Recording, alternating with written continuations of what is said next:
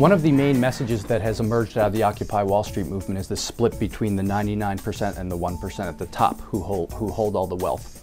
I think a better way to think about this is splitting groups into makers and takers. And there's makers and takers in every single income bracket. You can think about it this way. Makers are basically individuals that produce things that people value. From this standpoint, makers produce positive sum wealth.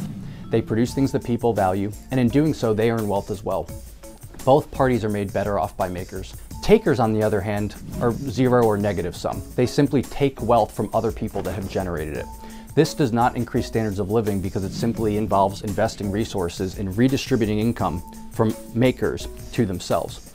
Really what the Occupy Wall Street movement is all about is revealing frustration with the takers in societies, those people who basically are unwilling to produce things that people value and therefore turn to government to take wealth from other people that do it. The solution to this is constraining the takers. We want a society of makers with very few takers as possible.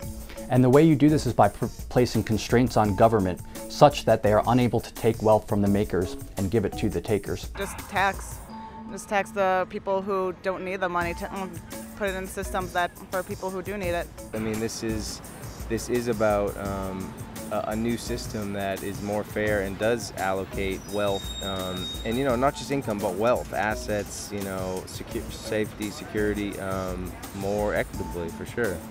The Occupy Wall Street movement is upset, and rightfully so, at the fact that there are takers who have grabbed a lot of wealth without producing things that make people better off.